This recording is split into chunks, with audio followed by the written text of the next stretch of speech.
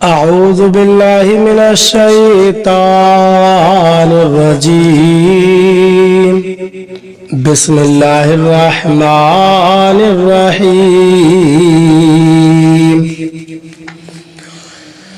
وقالت اليهود والنصارى نحن أبناء الله وأحباؤه قل فلم يعذبكم بذنوبكم بل أنتم بشر ممن خلق يغفر لمن يشاء ويعذب من يشاء ولله ملك السماوات والأرض وما بينهما وإليه المصير.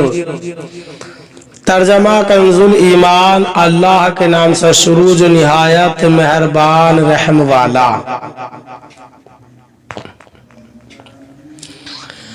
اور یہودی اور نصرانی بولے کہ ہم اللہ کے بیٹے اور اس کے پیارے ہیں.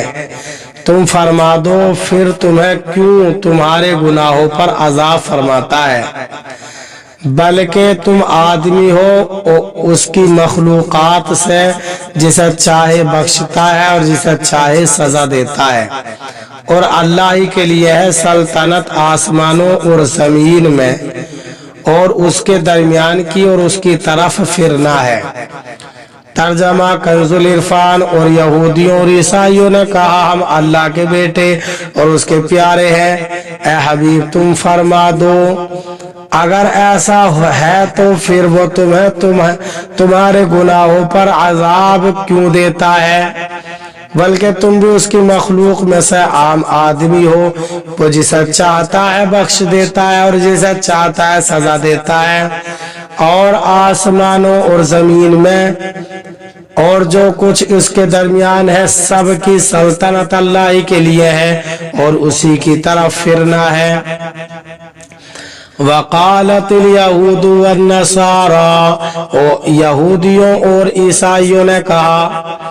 اس آیت کا شان نزول یہ ہے کہ حضور پر نور صلی اللہ علیہ وسلم کے پاس اہل کتاب آئے اور انہوں نے دین کے معاملے میں آپ صلی اللہ علیہ وسلم سے گفتگو شروع کی. آپ صلی اللہ علیہ وسلم نے انہیں اسلام کی دعوت دی اور اللہ تعالیٰ کی نافرمانی کرنے سے اس کے عذاب کا خوف دلایا. تو وہ کہنے لگے اے محمد صلی اللہ علیہ وسلم آپ ہمیں کیا ڈراتے ہیں، ہم تو اللہ تعالیٰ کے بیٹے اور اس کے پیارے ہیں. اس پر یہ آیت کریمہ نازل ہوئی. یہودیوں کے قول کا مطلب یہ تھا کہ ہم خدا تعالیٰ کو ایسے پیارے ہیں جیسے بیٹا باپ کو، کیونکہ بیٹا کتنا ہی برا ہو مگر باپ کو پیارا ہوتا ہے. ایسے ہی ہم ہیں. یہاں بیٹے سے مراد اولاد نہیں، کیونکہ وہ لوگ اپنے کو اس معنی میں خدا کا بیٹا نہ کہتے تھے. اس آیت سے معلوم ہوا کہ اپنے آپ کو اعمال سے مستغنا جاننا عیسائیوں کا عقیدہ ہے. آج کل بعض اہل بیت سے محبت کے دعوے دار حضرات اور بعض جاہل فقیروں کا یہی عقیدہ ہے. ایسا عقیدہ کفر ہے، کیونکہ قرآن کریم نے ہر جگہ ایمان کے ساتھ اعمال صالحہ کا ذکر فرمایا. فَلِمَ يُعَذِّبُكُمْ بِذُنُوبِكُمْ. پھر وہ تمہیں تمہارے گناہوں پر عذاب کیوں دیتا ہے. یہودیوں کا عقیدہ تھا کہ ہم 40 دن دوزخ میں رہیں گے، یعنی بچڑے کی پوجا کی مدت کے برابر. اس آیت میں فرمایا جا رہا ہے کہ اگر تم بیٹوں کی طرح اللہ تعالیٰ کو پیارے ہو تو تمہیں یہ سزا بھی کیوں ملے گی. یعنی اس بات کا تمہیں بھی اقرار ہے کہ گنتی کے دن تم جہنم میں رہو گے. تو سوچو کوئی باپ اپنے بیٹے کو یا کوئی شخص اپنے پیارے کو آگ میں جلاتا ہے. جب ایسا نہیں تو تمہارے دعوے کا جھوٹا اور باطل ہونا تمہارے اقرار سے ثابت ہے. یا اہل الکتاب قد جاءکم رسولنا یبین لکم علی فترۃ من الرسل ان تقولوا ما جاءنا من بشیر ولا نذیر فقد جاءکم بشیر ونذیر واللہ علی کل شیء قدیر۔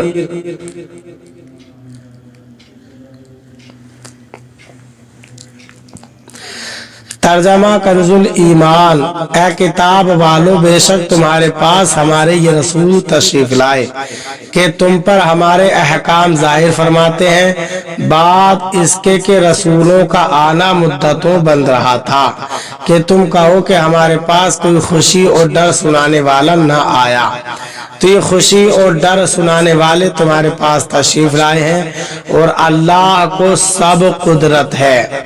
ترجمہ کنز العرفان، اے کتاب والو بے شک تمہارے پاس ہمارے رسول تشریف لائے، وہ رسولوں کی تشریف آوری بند ہو جانے کے عرصے بعد تم پر ہمارے احکام ظاہر فرما رہے ہیں تاکہ تم یہ نہ کہو کہ ہمارے پاس تو کوئی خوشخبری دینے والا اور ڈر سنانے والا آیا ہی نہیں، تو بے شک تمہارے پاس خوشخبری دینے والا اور ڈر سنانے والا تشریف لا چکا اور اللہ ہر شے پر قادر ہے۔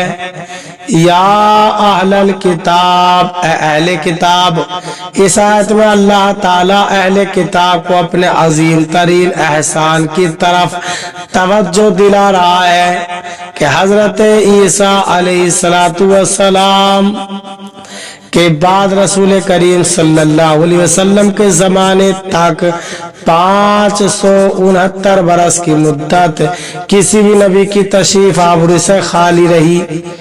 اس کے بعد سید المرسلین صلی اللہ علیہ وسلم کی تشریف آوری تو ایسی نعمت ہے جیسے شدید پیاس میں خوشگوار جان بخش ٹھنڈا پانی یا شدید گرمی، تپش اور حبس میں خوشگوار بارش ہو، تو ایسی انتہائی حاجت کے وقت تم پر اللہ تعالیٰ کی عظیم نعمت بھیجی گئی تو تمہیں اس کی قدر کرنی چاہیے، کیونکہ اب تو تمہارے پاس یہ کہنے کا موقع بھی نہیں رہا کہ ہمارے پاس کوئی تنبیہ کرنے والے تشریف نہیں لائے تھے۔ حضرت عیسیٰ علیہ السلام اور سرکار دو عالم صلی اللہ علیہ وسلم کے درمیانی زمانے کا نام زمانہ فطرت ہے۔ اس زمانے کے لوگوں کو صرف عقیدہ توحید کافی تھا، جیسے حضور پنور صلی اللہ علیہ وسلم کے والدین کریمین۔ اللہ تعالی ہمیں قرآن پاک پر صحیح معنی میں عمل کرنے کی توفیق عطا فرمائے، آمین۔